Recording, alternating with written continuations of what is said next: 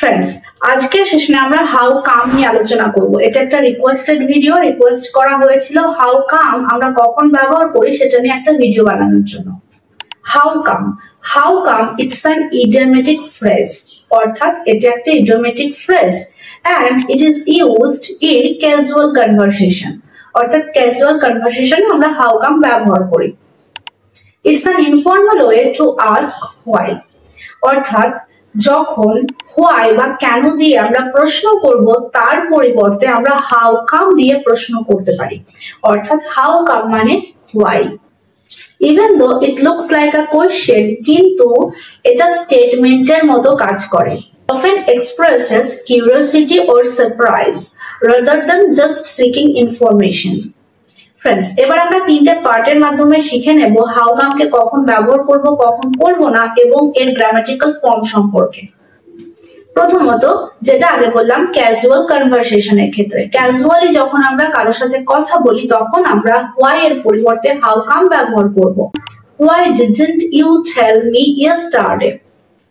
এটাকে যদি আমরা হাউ কাম দিয়ে করি তাহলে এরকম হবে how come you didn't tell me yesterday, অর্থাৎ why এর পরিবর্তে আমরা হাউ কাম লিখতে পারি, কিন্তু গঠনগত দিক থেকে why যেভাবে আমরা স্ট্রাকচার করি why দিয়ে যখন কোশ্চেন করি, কিন্তু হাউ কাম দিয়ে যখন আমরা কোশ্চেন করব তখন একটু আলাদা হবে, যেটা নিয়ে আমরা গ্রামার সেকশনে আলোচনা করব।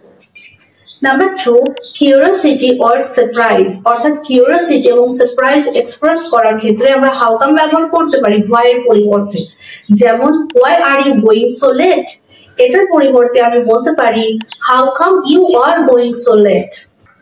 নাম্বার 3, সফটনিং দ্য কোয়েশ্চেন, অর্থাৎ যখন কোয়েশ্চেন করব তখন আমি যদি গুরুগম্ভীর ভাবে কোয়েশ্চেন না করি, আমার ভয়েসে আমার টোনে আরো সফটনেস আনতে চাই, তখন আমরা হাউ কাম ব্যবহার করতে পারি। যেমন why দিয়ে যদি কোয়েশ্চেন করি তাহলে এইভাবে করব why do you get more time to finish the project?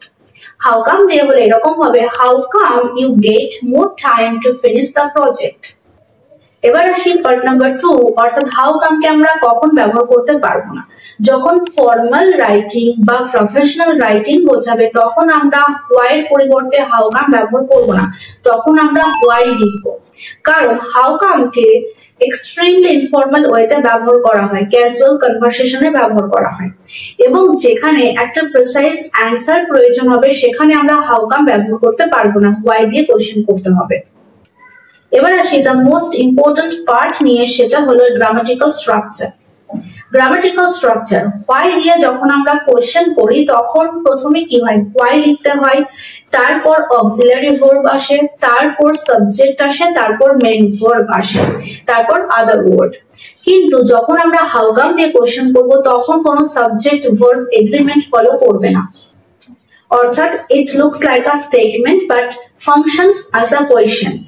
যেমন যদি why দিয়ে কোশ্চেন করি তাহলে এরকম করব why did you leave? দেখুন এখানে why আছে, তারপর did, অক্সিলারি ভার্ব আছে, তারপর সাবজেক্ট আছে, তারপর মেইন ভার্ব আছে।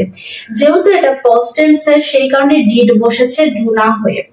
এবার এটাকে যদি আমরা হাউ কাম দিয়ে করি তাহলে এভাবে বলবো না how come did you leave, এটা ভুল হবে।